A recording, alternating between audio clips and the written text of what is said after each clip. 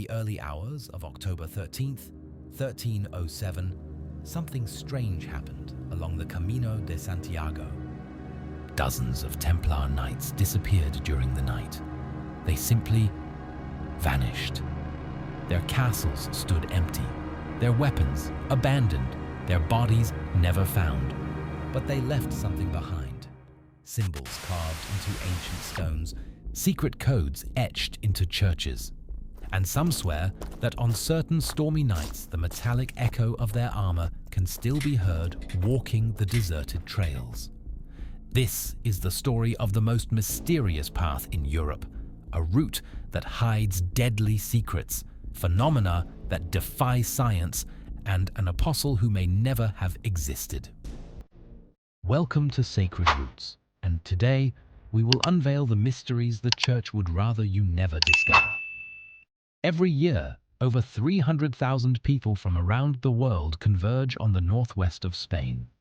Stressed executives, young people in search of purpose, elderly carrying promises. All with a single destination: Santiago de Compostela. They walk hundreds of kilometers, cross mountains, ford icy rivers, sleep in simple hostels. But most have no idea what they're really stepping on. Because this story began over 1,200 years ago, on a night that changed the fate of Christian Europe. A night when the sky opened and revealed something that shouldn't have been there. It was a night like any other in the year 813. Pelayo, a hermit who had dedicated his life to prayer and isolation, was walking through the silent fields of Galicia. But something was different that dawn. First, the silence. A silence so deep that even the crickets stopped chirping. Then, the temperature dropped. And then, the lights appeared. They were not stars. They were not lightning. They were lights that danced, moved with purpose, that seemed to call to something buried in the ground. Pelayo ran to the nearest town. He woke Bishop Theodomir of Iria Flavia. Together they returned to the field, and what they found would forever change the course of Christian history. Beneath the soil of the illuminated field was a stone tomb, ancient, very ancient. Inside, 3 mummified bodies, one central with evidence of violent martyrdom, 2 companions. The inscriptions spoke of a sacred name: James the Greater, the Apostle of Christ, brother of John the Evangelist, the one who had been beheaded in Jerusalem by King Herod Agrippa. But here lies the first problem of this story. James died in Jerusalem in the year 44 AD. How did his body reach Galicia? It's more than 4,000 kilometers. There were no roads, no regular ships, and certainly no refrigeration. The Church's official version is, let's say, creative. According to tradition, 2 disciples of James placed his body in a stone boat, without sails, without oars, without crew. This miraculous vessel would have been guided by angels across the Mediterranean, around the Iberian Peninsula, and sailed the Atlantic to the Galician coast. A journey that would have taken months, in an age when bodies decomposed in days. But modern researchers discovered something much more disturbing. Documents from the 9th century show that the Church was desperate to find a powerful symbol to unify the Christian resistance against the Moorish invasion. In 711, the Muslims had conquered almost the entire Iberian Peninsula. The Christian kingdoms in the north were cornered, fragmented, and demoralized. They needed a miracle, or to invent one. Internal letters between bishops of the time reveal discussions about the need for a divine event to inspire the faithful. A few decades later, the tomb of St. James magically appears. Coincidence? Or the greatest religious marketing campaign of the medieval era? But if the official story is doubtful, why did the Templar Knights protect this path so fiercely? Why did they invest fortunes building castles, churches, and hospitals along the route? The Templars weren't just warrior monks. They were bankers, diplomats, alchemists, men who accumulated secret knowledge during the Crusades, and they knew something about the Camino de Santiago that the rest of the world ignored. Let's start with the architecture. Many churches built by the Templars along the Camino have octagonal shapes. Why? The octagon represents the transition between the earthly square and the celestial circle. It's a symbol of spiritual rebirth, but there's more. These churches were built following precise astronomical alignments. Some align with the sunrise on the summer solstice, others with specific constellations, and all align with the Milky Way. It's no coincidence. In the Middle Ages, the Milky Way was called the Camino de Santiago in the sky, as if the earthly path were a mirror of the celestial one. But the Templars were doing more than building churches. They were conducting rituals. In 1887, restoration works in the Church of San Juan de Ortega, built by the Templars, revealed an underground chamber. Inside it, circles engraved on the floor, hermetic symbols on the walls, and remains of candles in specific formations. Archaeologists found similar evidence in at least 12 Templar sites along the Camino. Secret chambers, esoteric symbols, hidden altars. Internal records of the order, discovered in the Vatican's secret archives in 1960, speak of spiritual initiations and purifications through the sacred path. The Templars were not just protecting pilgrims. They were selecting some for initiation rituals, turning the Camino de Santiago into a school of mysteries. And then we arrive at the year 1307. The French king Philip IV, heavily indebted to the Templars, decides to end the order. On Friday, October 13th, Templars across Europe are simultaneously arrested. But along the Camino de Santiago, something strange happened. When soldiers arrived at the Templar castles, they were empty. There were no bodies, no blood, no signs of struggle. The Templars of the Camino had simply disappeared, as if they had never existed. But they left clues, symbols carved in stones, codes etched into churches.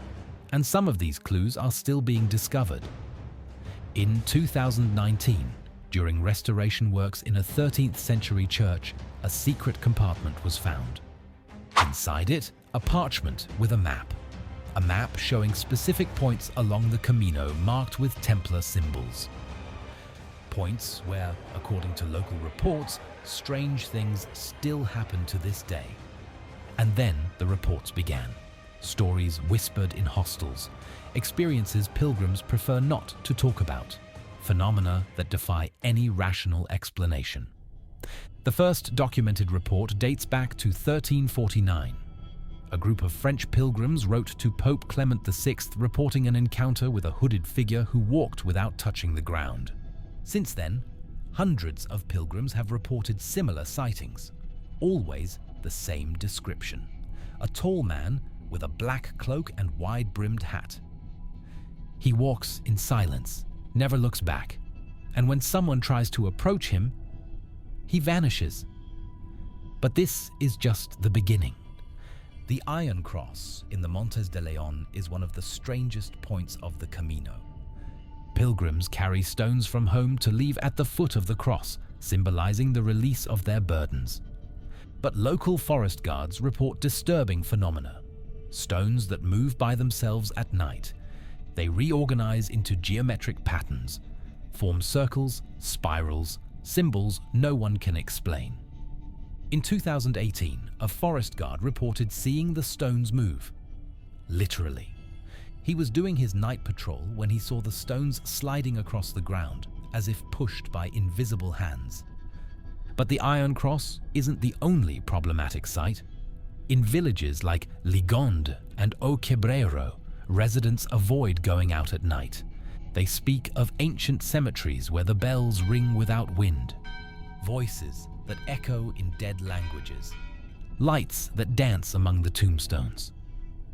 Maria Gonzalez, 78, a resident of Oquebrero, told us something that kept us awake at night. It was an October night.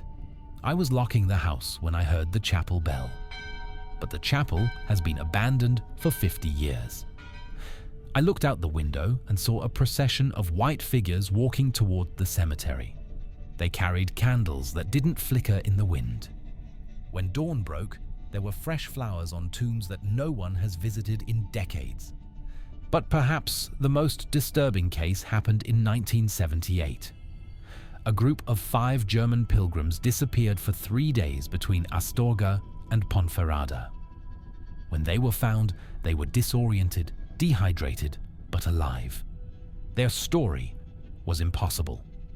They claimed to have followed a group of medieval pilgrims, figures dressed in period clothing, carrying wooden staffs, chanting in Latin. They followed this procession for hours until they realized they were in a forest that appeared on no map. When they tried to return, the medieval pilgrims had vanished, and they found themselves lost in an area they knew perfectly well. But there's more. In the past 20 years, over 200 cases have been documented of pilgrims reporting similar experiences. Ghost processions, medieval figures, chants in dead languages. Researchers from the University of Santiago tried to find rational explanations. Hallucinations caused by exhaustion, mirages, effects of natural gases emitted from the soil. In 2020, a team of geologists discovered that the Camino de Santiago crosses at least 15 zones of anomalous geomagnetic activity. Magnetic fields that can affect the human brain, cause disorientation, and even hallucinations. But would that explain watches that stop at exactly the same time? Photographs that reveal figures no one saw during the walk. Audio recordings that capture voices when no one is around. This recording was made in 2019 by an American pilgrim. He was alone on the trail recording notes for his journal.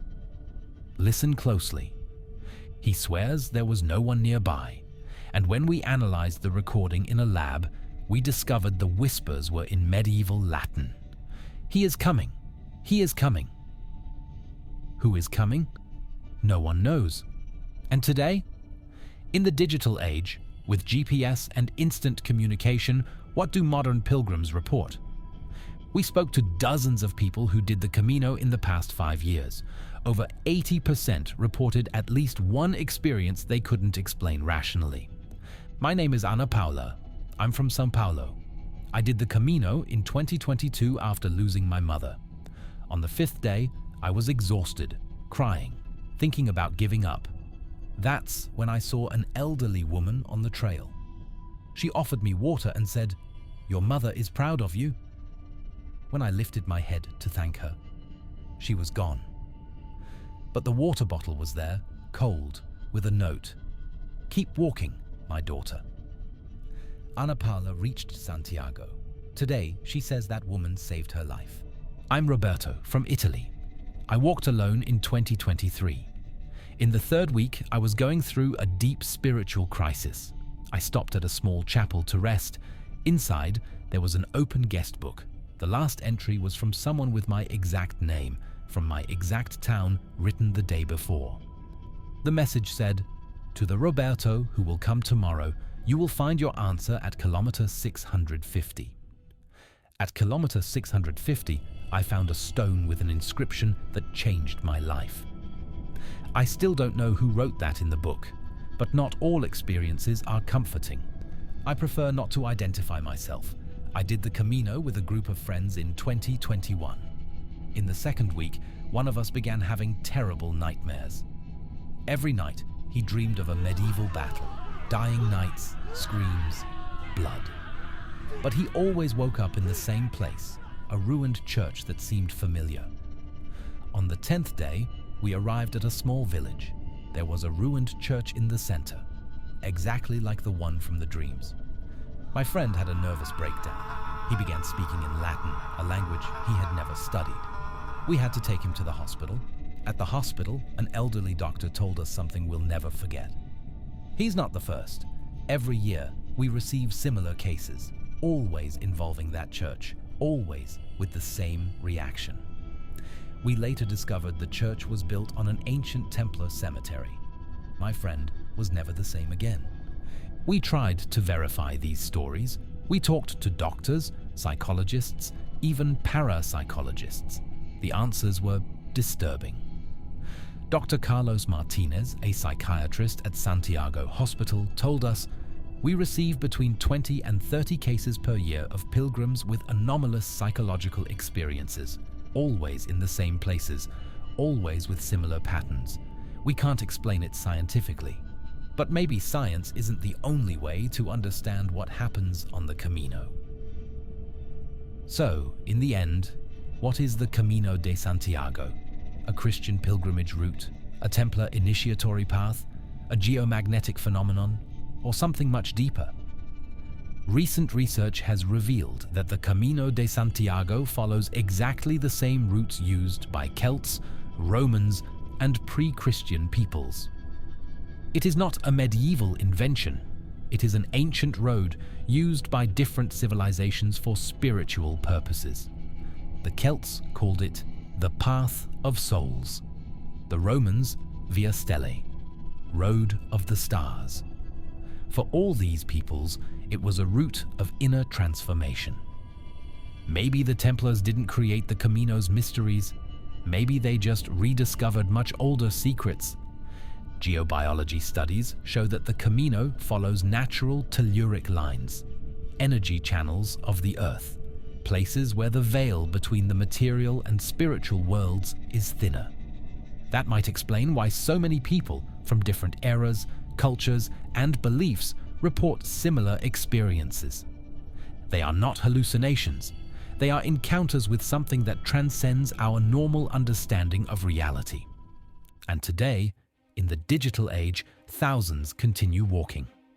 Not only Catholics, Buddhists, Protestants, agnostics, atheists, all searching for something that has no name. As a Japanese pilgrim told me, "I came seeking God, but I found something greater. I found the part of me I never knew existed." Maybe that's what the Camino truly offers. Not answers, but the courage to ask deeper questions. Not certainty, but the wisdom to embrace mystery. After months of research, speaking with pilgrims, investigating historical archives, we came to a paradoxical conclusion. It doesn't matter if St. James is really buried in Compostela. It doesn't matter if the Templars hid treasures along the route. It doesn't matter if the phenomena are paranormal or scientific. What matters is that, for over 1,000 years, millions of people have found something transformative on this road. Something that changed their lives. Something that made them return home as different people. Because maybe the true mystery of the Camino isn't in the stones, in the symbols, or in the ghosts. Maybe it's inside each person who decides to walk. Inside each person who dares to step out of their comfort zone in search of something greater. The Camino de Santiago is a mirror. It reflects back what you carry. If you carry doubt, you'll find questions. If you carry faith, you'll find confirmation. If you carry pain, you'll find healing. If you carry emptiness, you'll find fulfillment. And maybe that's exactly what makes this route truly sacred. Not what is buried at its end, but what is reborn within each pilgrim who dares to walk it. And you? Have you ever felt the call of a sacred path? Have you had an unexplainable experience in places of spiritual power? Tell us in the comments. Your stories may help others understand these mysteries. If you want to discover more mystical routes and sacred places around the world, subscribe to the Sacred Roots channel and turn on notifications. And remember, some paths lead to destinations. Others lead to yourself.